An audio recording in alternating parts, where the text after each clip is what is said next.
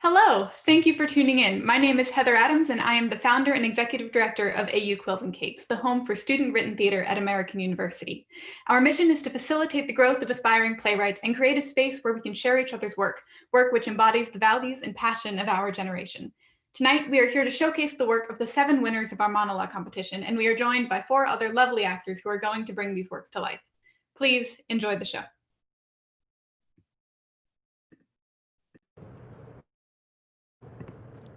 Hello, I'm Olivia Luis Cunez, and I am a sophomore musical theater and film double major. Today, the lovely Olivia Block will be performing my monologue. This monologue was originally part of a 2-act play that I have ceased working on. However, this monologue survives.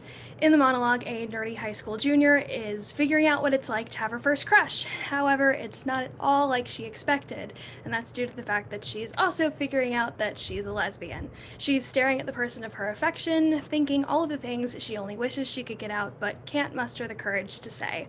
Without further ado, here's Olivia.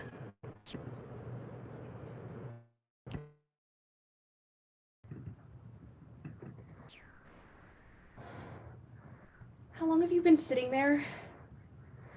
Breathe, April. It's not like you noticed me. Why would you notice me?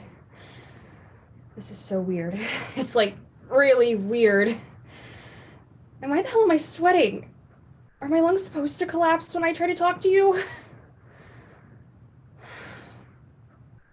I look at you and see all of the things that I want to be. Smart, confident, sweet, beautiful. Sometimes I wonder what would happen if you just looked at me. If your eyes just gazed at mine. Would time stop for you like it does for me? And sometimes I stare at your lips and they look really soft. And why is my heart pounding out of my chest? Why are you on my mind so many times a day? I walk down the science hallway because I know you'll be there, even though I'm going to history and I've been late 3 times this week. Why do I have so many questions that I'm either too afraid to ask or that no one seems to have the answer to? I don't get it. I don't get it. Nothing makes sense anymore. And then there's you.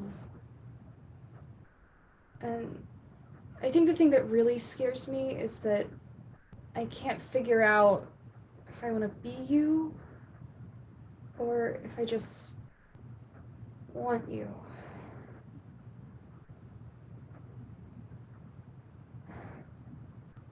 Do you want to hold my hand? I think I want to hold yours.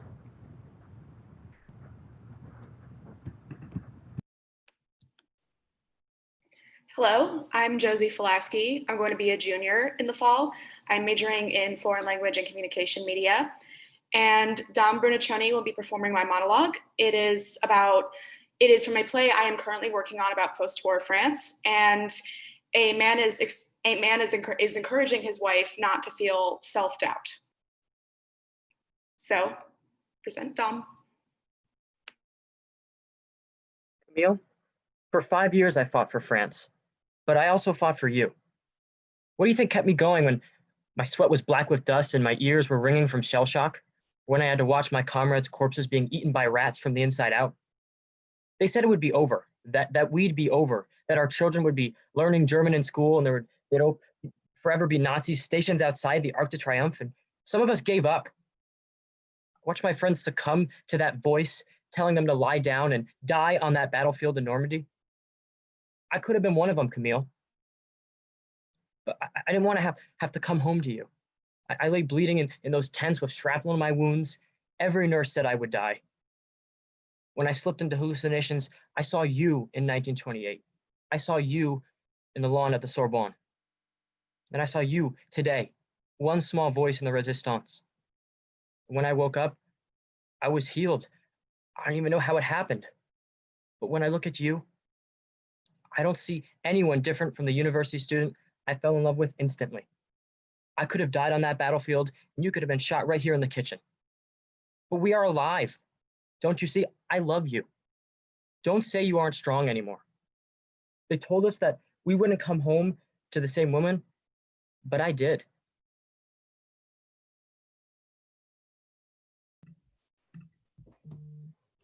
Hello, I'm Sylvia Hensley. I'm a rising sophomore international studies major. And my monologue that I wrote is about a woman reflecting on her experience of becoming a mother at a very young age. And it will be performed by the lovely Anna Wang. Every time I look at her, I see my 18-year-old self, running away from my toxic family and meeting the guy who changed my life forever. It happened way too quickly. We just clicked, and for the first time, I let my guard go down. God, I still can't believe I was so naive to think that he'd be in it for the long haul like I was. But apparently, all the times he said those 3 magic words, they came with a condition of convenience for him. He loved me, right up until I told him about his child. His own fucking child! And then I woke up the next morning and he was gone. I never saw him again. I'll admit, I thought I'd never love again. But then I realized the love that I felt for that tiny fusion of reproductive cells inside me overpowered anything I had ever felt for the son of a bitch who helped create him. And when I look into her hazel eyes, I still see him there.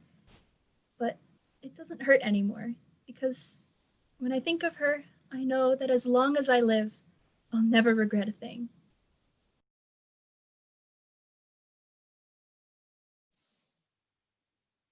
Hi, my name is Sadvik Shukla. I'm a rising sophomore, and my major is undeclared. But the monologue I've written, I want to talk about my 18-year-old self and my mindset then, in hopes of sending out a message to the youth.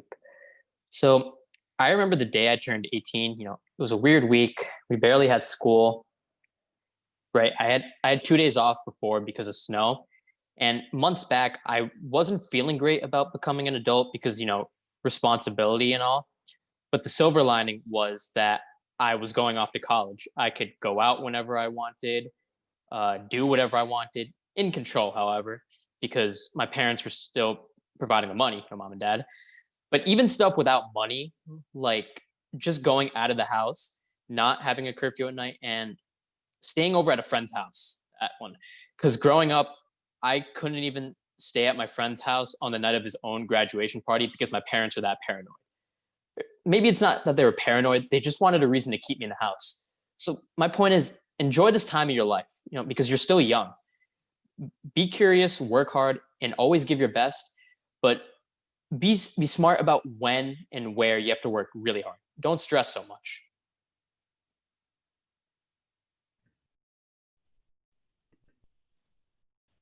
This next monologue is written by Maya Rodriguez about a CEO that has to question with some of her more questionable actions. It is going to be performed by Natasha Sukra.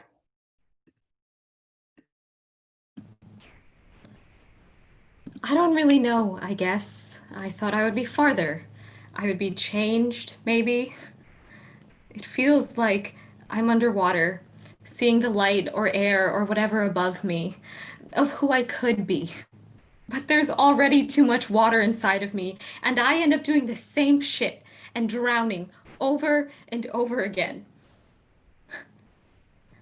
If you had asked me if I spoke because I cared or because I care about myself, well, I'm here to tell you that I'm still selfish.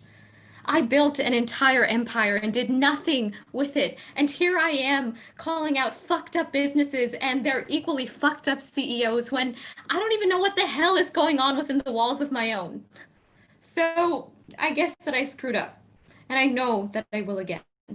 Like Frank Lewis died of exposure to those chemicals. My chemicals. Not some random asthma, lung, or whatever attack. I blamed his family and his son for not taking care of him, for not caring. And I still don't feel anything. People's faces don't impress me, and I don't even remember names. It's basically company policy.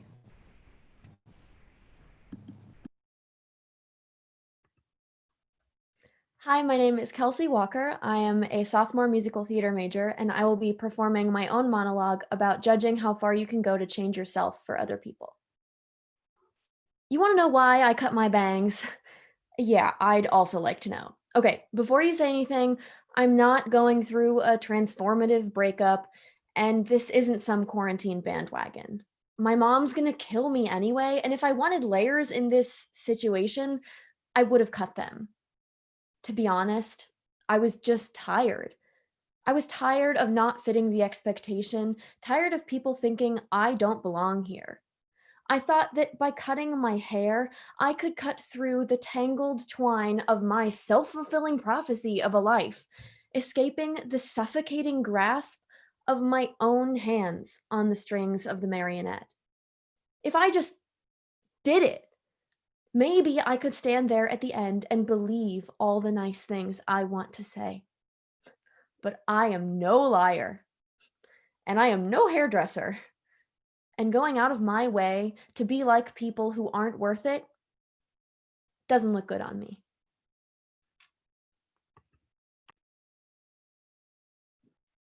Hi there, my name is Dominic Bernaccioni. I am a soon-to-be sophomore, and this next monologue is written by me for my up-and-coming work, which is about Corona, isolation, and basically the whole entire year of 2020. And as the year goes on, I continuously write more and more as more develops in this really interesting year that we have.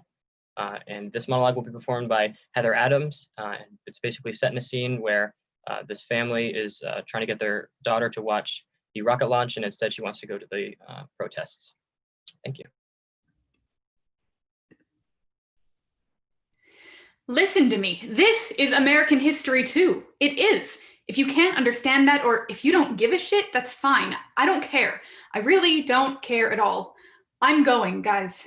I'm going. I knew it wasn't going to make you all happy. I was going to sneak out and not make a big deal, but whatever. You want to make a scene?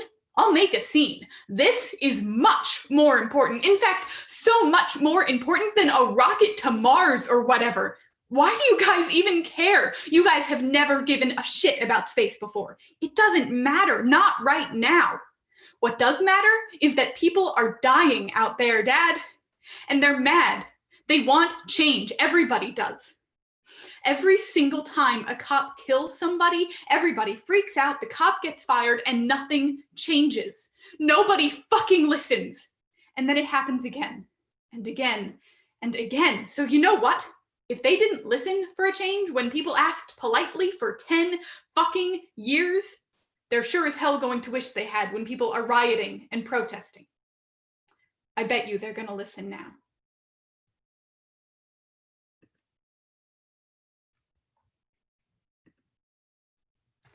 Thank you so much. Can the whole company please come back? Put their videos back on. Thank you, everyone. Please take a bow. Oh, okay. Thank you again for joining us. Have a very good night.